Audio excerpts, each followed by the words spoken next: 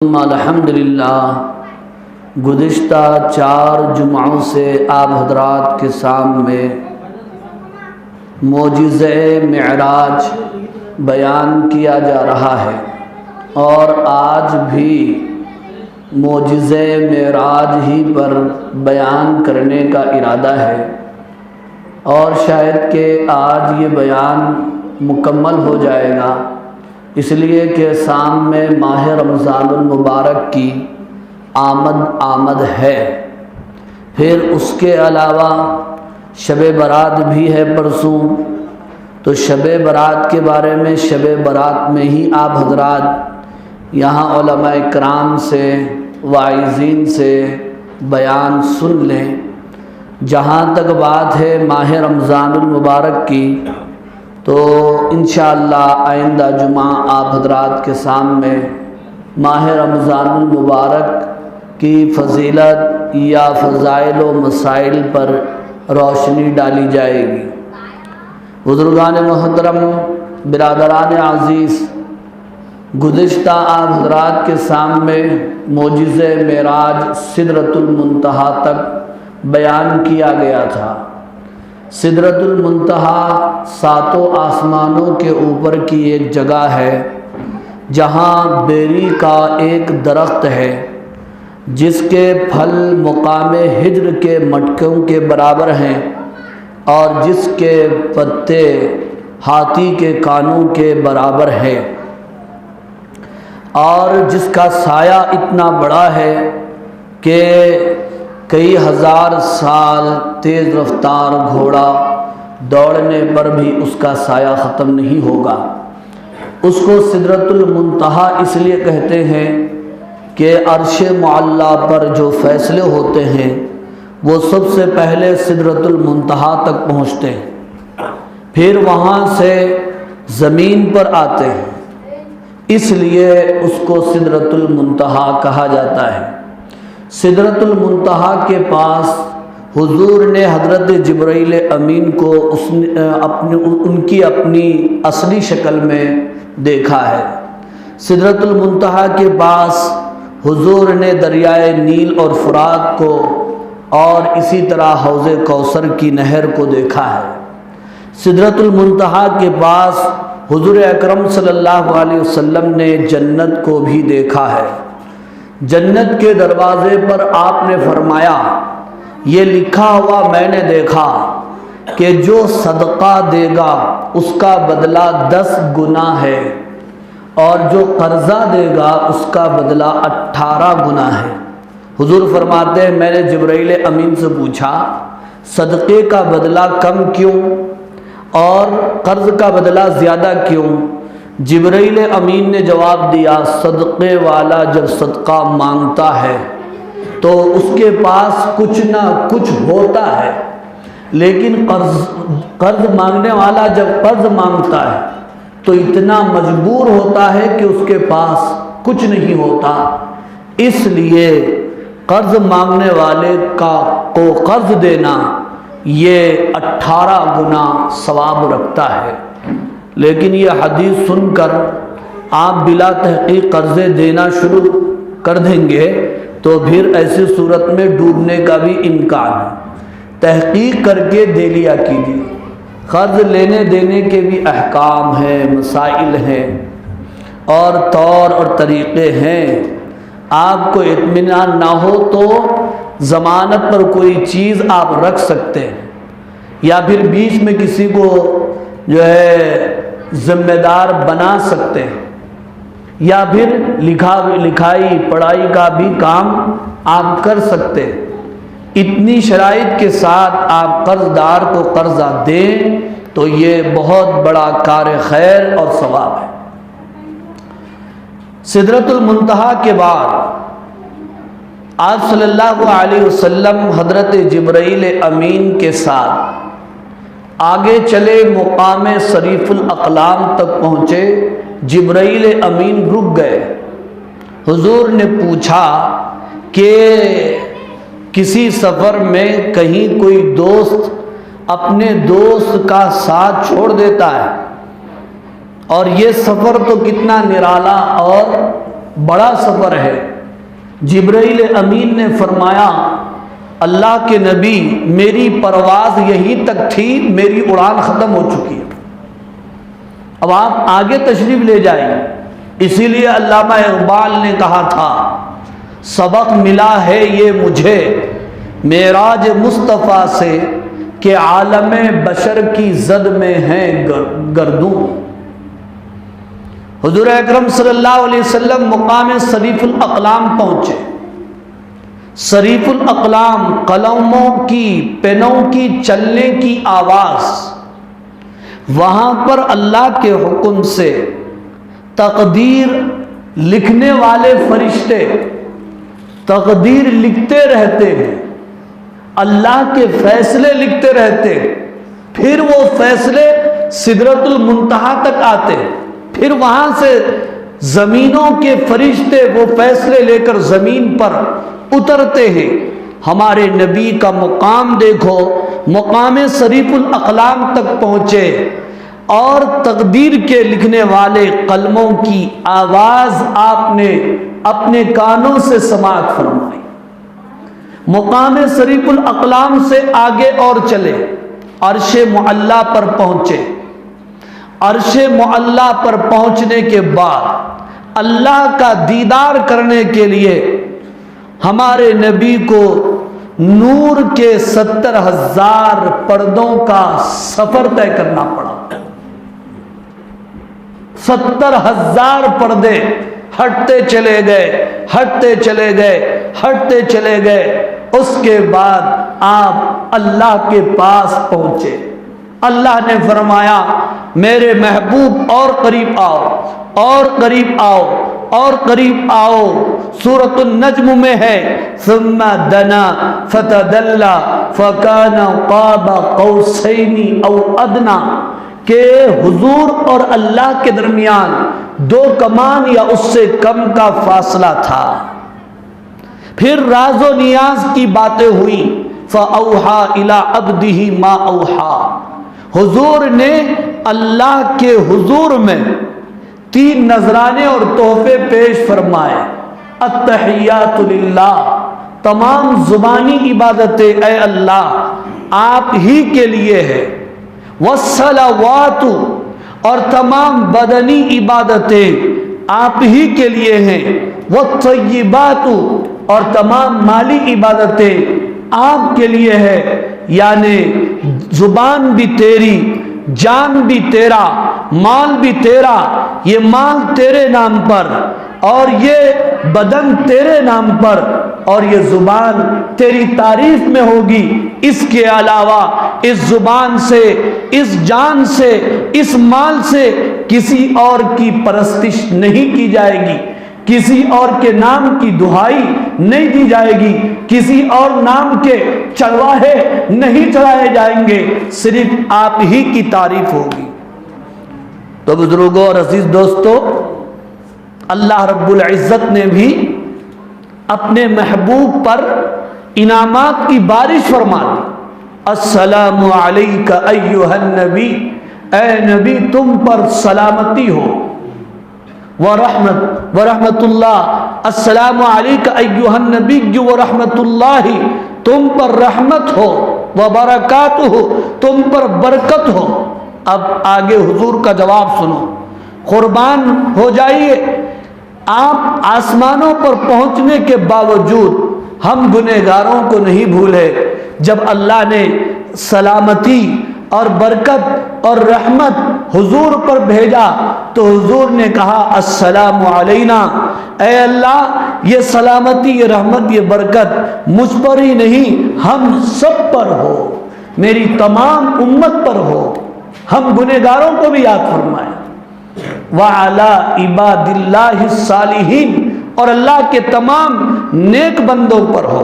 اللہ اور اس کے رسول کی یہ گفتگو اور یہ بات چیت، یہ راز و نیاز کی باتیں کرسی، عرش و کرسی اٹھانے والے فرشتے سن رہے تھے اور جبرائیل امین نیچے سے سن رہے تھے۔ ان سارے فرشتوں نے کیا کہا؟ اشہد اللہ الہ الا اللہ، کہ میں گواہی دیتا ہوں اللہ کے سوا کوئی معبود نہیں، وَأَشْهَدُ أَنَّ مُحَمَّدًا عَبْدُهُ وَرَسُولُهُ، اور میں گواہی دیتا ہوں محمد صلی اللہ علیہ وسلم اللہ کے بندے اور اللہ کے رسول اور پیغمبر ہیں۔ عرش معلیٰ پر پہنچنے کے باوجود فرشتوں نے اس میں گواہی دی، اللہ اللہ ہیں، رسول رسول ہیں، اللہ خالق ہیں، رسول جو ہے عبد ہیں۔ بہقی کی ایک روایت میں ہے اللہ نے حضور سے پوچھا سل، مانگیے، تو حضور نے فرمایا اے میرے مولا، آپ نے ابراہیم کو خلیل بنایا، موسیٰ کو کلیم بنایا، داؤد اور سلیمان کو ملک عظیم عطا فرمایا، عیسیٰ کو انجیل عطا فرمایا، تو اللہ نے جواب میں فرمایا اے میرے محبوب، ہم نے آپ کو اپنا حبیب بنایا، ساری انسانیت کے لیے بشیر اور نذیر بنایا، ہم نے آپ کے بوجھ کو اتار دیا، ہم نے آپ کے ذکر کو بلند کر دیا، ہم نے آپ کے سینے کو کھول دیا، اور جہاں جہاں میرا ذکر ہوگا میرے محبوب وہاں وہاں آپ کا ذکر ہوگا، ہم نے آپ کی امت کو خیر امت بنا دیا، ہم نے آپ کو فاتح بنایا، ہم نے آپ کو خاتم بنایا، اور ہم نے آپ کو سبع مثانی یعنی سورہ فاتحہ دیا، اور ہم نے آپ کو اپنے خزانوں میں سے سورہ بقرہ کی آخری آیتیں، آمن الرسول سے آخر تک کی آیتیں ہم نے آپ کو عطا فرمایا، اور آپ کی امت میں جو بھی میرے ساتھ کسی کو شریک نہیں کرے گا میں اس کی مغفرت کر دوں گا۔ اور سب سے بڑا آج کا خصوصی تحفہ یہ ہے کہ ہم نے آپ کو 50 نمازیں عطا فرما دی۔ اب آپ صلی اللہ علیہ وسلم بڑے خوش ہو گئے، اتنے سارے تحفے لے کر واپس آئے۔ 7ویں آسمان پر حضرت ابراہیم علیہ السلام نے کچھ نہیں کہا، اس لیے کہ وہ خلیل تھے، لیکن 6 آسمان پر موسیٰ علیہ السلام نے تو روکا، اس لیے کہ وہ کلیم تھے۔ پوچھا بما امرتا، کیا ملا؟ حضور نے فرمایا ب50 صلاۃ، 50 نمازیں ملی۔ موسیٰ علیہ السلام نے فرمایا ارجع الی ربک، اپنے رب کے پاس واپس جاؤ، صلح التخفیف، نمازیں کم کراؤ، ان امتک اضعف الامم، اس لیے کہ آپ کی امت ساری امتوں میں کمزور ہے۔ وَلَقَدْ لَقِيتُ مِن بَنِي إِسْرَائِيلَ شِدَّةً، میں نے بنی اسرائیل کا تجربہ کیا ہے، وہ 2-3 نمازوں کو ادا نہیں کر سکی۔ موسیٰ علیہ السلام کے کہنے پر حضور واپس گئے، اللہ نے 5 نمازیں کم فرما دی، پھر موسیٰ علیہ السلام نے کہا اور کم کراؤ، پھر حضور گئے اور 5 نمازیں کم، اسی طرح حضور جاتے رہے آتے رہے، آخر میں 45 نمازیں کم ہو گئی، 5 نمازیں رہ گئی، پھر بھی موسیٰ علیہ السلام کہہ رہے تھے واپس جاؤ، آپ کی یہ امت 5 نمازیں بھی ادا نہیں کر سکے گی، کمزور امت ہے۔ حضور نے فرمایا اب مجھے واپس جانے سے شرم آتی ہے، لیکن اسی وقت غیب سے ندا اور آواز آئی کہ ہم نے 5 نمازیں طے کر دی ہیں، لیکن جو بھی 5 نمازوں کا اہتمام کرے گا ہم اسے 50 نمازوں کا ثواب عطا کریں گے۔ کتنے بھائی؟ 50 نماز۔ اوہو، اللہ ہم سب کو یقین نصیب فرمائے۔ آج نیکی کی قیمت ہم کو نہیں معلوم، سکے کی قیمت معلوم، ڈالر کی قیمت معلوم، دینار کی قیمت معلوم، لیکن نیکی یہ کام آئے گی جس وقت ہماری آنکھیں بند ہو۔ آج ہم مسلمان معراج کا یہ تحفہ، اس کی ہمارے پاس کوئی قدر و قیمت نہیں رہ گئی۔ راتیں تو بہت منا لیں گے، شب معراج ہو کہ شب برات، پھر شب قدر ہو، ہم نہا دھو کر عطر سے معطر ہو کر اور قیمتی کپڑے پہن کر منائیں گے. کون سی رات کیسی منانا معلوم نہیں. عید ہے نا، عید اسلام میں صرف دن کی رکھی گئی ہے، رات میں کوئی عید نہیں ہے. رمضان کی عید کب ہے؟ دن میں ہے رات میں؟ بولو بھائی، دن میں.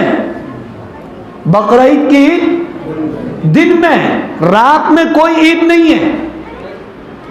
علماء اکرام نے بیان فرمایا اسلام میں رات میں عیدیں اس لیے نہیں رکھی گئی کہ یہ سب چیزیں اگر رات میں رکھی جاتی تو لوگ بیکار فضول کاموں میں لگ جاتے ہیں. جیسے کہ آپ دنیا کی اور بھی قوموں کو دیکھ لیں، ان کے پاس راتوں میں بھی عیدیں ہوتی ہیں، شراب اور کباب میں لت پت ہو جاتے ہیں اور بے حیائی میں مبتلا ہو جاتے ہیں. اس لیے اسلام میں راتوں میں عید نہیں رکھی گئی. راتوں میں عبادت ہے، قیام اللیل ہے، دن میں صوم النہار ہے. شب برات میں بھی کیا ہے؟ قوموا لیلہا، صوموا نہارہا، رات میں عبادت کرو، دن کا روزہ رکھو. اس کے علاوہ اور کوئی بات ثابت نہیں ہے. حضور اکرم صلی اللہ علیہ وسلم صرف ایک مرتبہ زندگی میں قبرستان تشریف لے گئے تھے. آپ بھی ایک ادا مار لے جائے، سنت ادا ہو جائے گی، لازمی اور ضروری نہیں.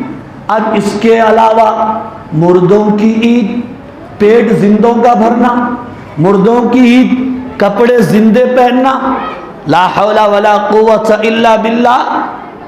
آپ کو میں سوال کرتا ہوں، کوئی اگر کڑوا جملہ کہوں تو دل کو تکلیف ہو جائے. یہاں تک کہ دسترخوان پر جس پر ایصال ثواب کے لیے پڑھا جاتا ہے وہ اس پہ کھانا رکھتے ہیں اور بھی چیزیں رکھتے ہیں. بھئی ہمارے دادا گنا بھی کھاتے تھے، جام بھی کھاتے تھے، اور کیا کھاتے تھے؟ سگریٹ بھی رکھتے ہیں ماشاءاللہ. یہاں تک کہ مردے اس رات میں گھر آتے ہیں، مردوں کے لیے بستر بھی بچھایا جاتا ہے. بعض گھر مردے ضرور بھوکے ہوتے ہیں، آپ کے کھانے کے نہیں. مردے ضرور بھوکے ہوتے ہیں، آپ کے پینے کے نہیں. مردے تو آپ کے ایصال ثواب کے بھوکے ہوتے ہیں. قرآن پڑھ کر اپنے مرحومین کے لیے بخشو اور صدقہ اور خیرات کرو ان کے نام پر، وہ ثواب مردوں کو پہنچتا ہے. اور آپ خود گھر میں میٹھا بنا لیے. بھئی شب برات یہ اللہ کے جلووں کی رات ہے، یہ ہمارے حلووں کی رات نہیں ہے.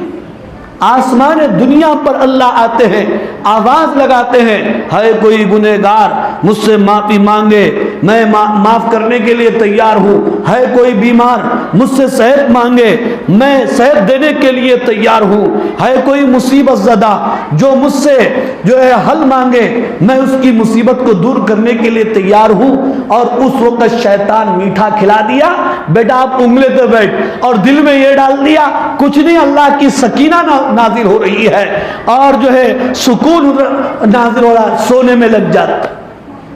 شب برات میں آپ کا دل جب تک بولے اس وقت تک آپ نفل عبادت کیجئے، نفلیں پڑھیے، تلاوت کیجئے، ذکر کیجئے اور دعائیں کیجئے رو رو کر، اپنے لیے، امت کے لیے، قوم کے لیے، حالات کے لیے، پریشانیوں کے لیے اور بیماریوں کے لیے، شادیوں کے لیے، قرضوں کے لیے، اپنے سارے مسائل اللہ کے سامنے رکھیں. اور جب نیند آ جائے بستر لگا کر خاموشی سے سو جائے. زبردستی کٹوں پہ بیٹھ کے جاگنا، زبردستی کھیل کود کرتے ہوئے جاگنا، محلے کے کھمبوں کی لائٹاں پھوڑنا، یہ کیا ہے بھئی؟ گیا نا وہ دور پرانا کہ ابھی بھی علی پور میں باقی ہے. جس کے بولے اس کے گھروں پہ جگانے کے نام پہ دروازے کھٹکھٹا رہے. حرام ہے کسی کو اس طرح تکلیف دینا. واپس آئے حضور 50 نمازوں کا تحفہ لے کر، سیدھا پھر مسجد اقصی آئے. پھر انبیاء اکرام آپ کا انتظار کر رہے تھے. پھر آپ نے امامت فرمائی. پھر وہ براق جس سے آپ پتھر سے باندھ کر سیڑھی کے ذریعے اوپر آسمانوں کی طرف چلے گئے تھے، اس براق کو کھولا، اس پر سوار ہوئے، پھر واپس مکے آئے، حضرت ام ہانی کے پاس پہنچے، پورا واقعہ سنایا۔ جب حضور باہر جانے لگے، حضرت ام ہانی نے روک دیا، اسے لوگوں کے سامنے بیان نہ کیجئے، لوگ آپ کا انکار کر دیں گے، آپ کو جھٹلا دیں گے۔ لیکن پھر بھی آپ نے اپنا معجزہ مکے کے لوگوں کے سامنے بیان فرمایا۔ لوگوں نے آپ کا مذاق اڑانا شروع کیا، آپ کو جھٹلا دیا۔ کچھ لوگ دوڑے دوڑے ابو بکر کی خدمت میں پہنچے، کہنے لگے اے ابو بکر، ایک آدمی کہتا ہے کہ وہ آج راتوں رات مسجد حرام سے مسجد اقصی، پھر وہاں سے ساتوں آسمانوں کا سفر کر کے آیا ہے، تم ماننے کے لیے تیار ہو؟ حضرت ابو بکر نے فرمایا کہ یہ اقرار کرنا مشکل ہے۔ تو فٹ سے وہ لوگ کہنے لگے آپ کے ساتھی حضرت محمد صلی اللہ علیہ وسلم یہ کہتے ہیں، تو ابو بکر رضی اللہ تعالیٰ عنہ نے فرمایا پھر انکار کرنا مشکل ہے۔ حضور کو معلوم ہوا تو حضور نے حضرت ابو بکر کو لقب عطا فرمایا کہ ابو بکر تو صدیق ہے۔ تو بہرحال بزرگوں اور عزیز دوستو، یہ واقع معراج تھا، معجزہ معراج، اور اصلاح معاشرہ کے عنوان پر آپ حضرات کے سامنے گزشتہ 5 جمعوں سے تقریباً بیان چل رہا تھا۔ الحمدللہ آج تکمیل کو پہنچا ہے، لیکن پھر بھی یہ عاجز دعویٰ نہیں کر سکتا کہ اس معجزے کی تمام تفصیلات میں آپ کے سامنے بیان کیا ہوں۔ جتنا مطالعہ کریں گے، جتنا پڑھیں گے، اتنی حضور کی شان معلوم ہوگی، اللہ کی شان جو ہے معلوم ہوگی۔ بہرحال اس واقعے سے جو ہم کو پیغام مل رہا ہے وہ نمازوں کا جو تحفہ ہے، ہم ارادہ کریں انشاءاللہ کوئی نماز نہیں چھوڑیں گے، اور معراج کے اس تحفے کی ہم ضرور قدر کریں گے انشاءاللہ۔